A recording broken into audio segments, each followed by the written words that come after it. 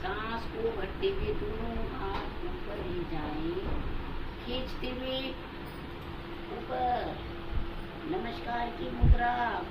सांस को भरिए, दोनों हाथ ऊपर खींचे, सांस को छोड़ते हुए कमर के बल अपने बाईं ओर झुक जाए, आंखें नहीं खोलेंगे।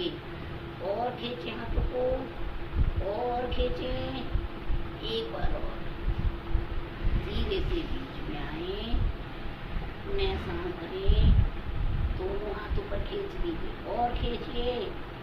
सांस को छोड़ते हुए धीरे धीरे अपनी दाईं ओर झुक जाए, अर्ध चंद्राकार आसन।